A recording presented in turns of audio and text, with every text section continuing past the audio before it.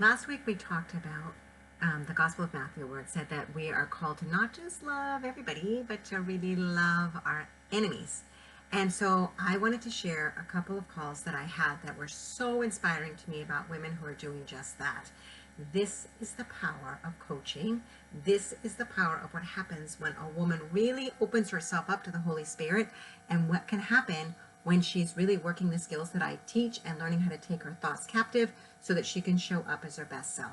So one of the ladies, sadly, is dealing with an affair, and the husband is actively involved with another woman. And first off, I want to put a caution here.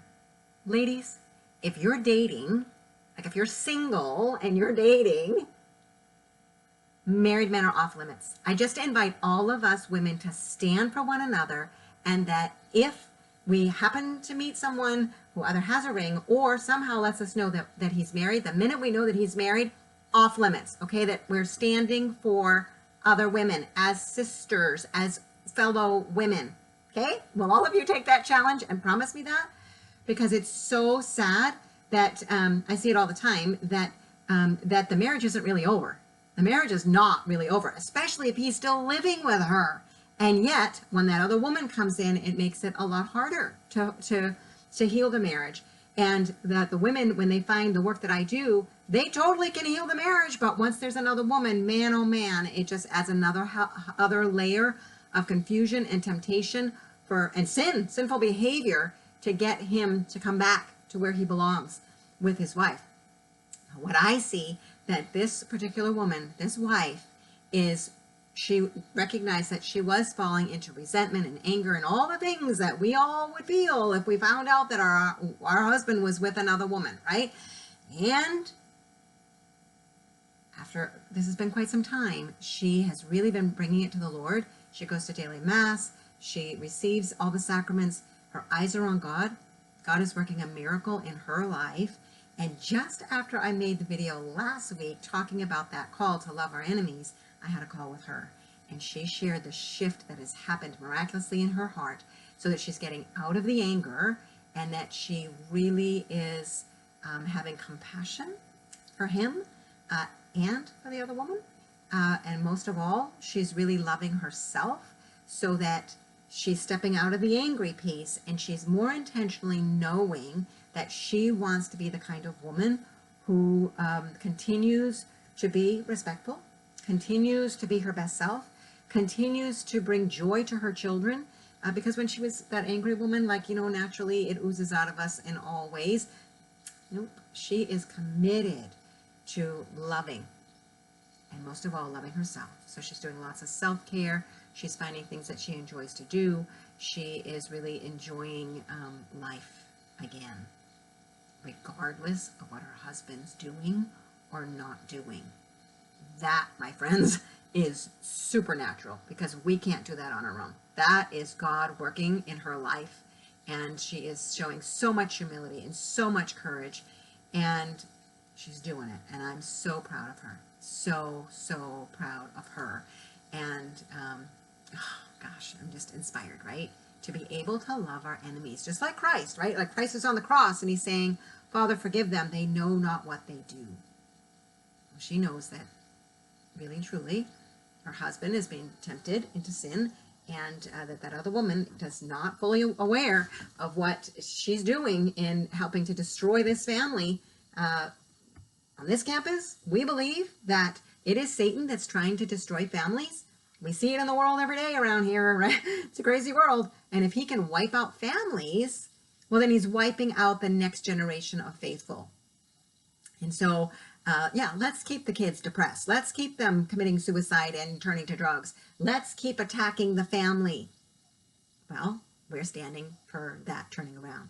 So she's been working with me for some time, and I just give her all the kudos that she's taking the coaching. She's so humble, and she's really continuing to work on herself. The other client that I was talking to today had a challenge with her mother-in-law. So sometimes the person that is getting under our skin is not our husband. Sometimes it's the mother-in-law, and could be anybody in our life, right? But so in her case, she was really, she was experiencing mother-in-law. Even She said that she had the baby and the mother-in-law was holding the baby for her, and newborn baby, and she came into the room and the mother-in-law actually like ran out of the room taking the baby and wouldn't give her baby back. Like, mother-in-law is being so controlling that she herself might be cooking dinner for her husband, and mother-in-law will come over, lives nearby, with other food for husband and will give husband a second plate. Right? Like, totally controlling. And so she's thinking as a bride, like, am I not doing a good enough job? Is there something like that you think I'm not good enough? What's going on here? And so the resentment, the pushback, the disconnect, the not wanting to be around her, right? We worked through a whole thought model on it, and she could see how, like, by pulling back, not only was she really not loving mother-in-law, who really was just trying to be her best self, even though it's completely unconscious. And so she's got a lot of control going on, but mother-in-law doesn't know that. Mother-in-law just thinks she's being mother-in-law. And so she gets to decide how she wants to show up regardless of what mother-in-law is doing. And so when she realized that by pushing back from mother-in-law, it was actually irritating husband, and it was impacting their relationship, because husband loves his mom and he loves his wife and he's trying to love both. But now my wife is pulling back. She's irritated with my mother. I don't know what to do. So it causes tension between them. So she was seeing that she was also creating a disconnection with her husband. And so by getting focused on the long view, what she wants is a peaceful marriage. She wants a loving marriage and a family that all of them can come together and enjoy one another and be together and have good times.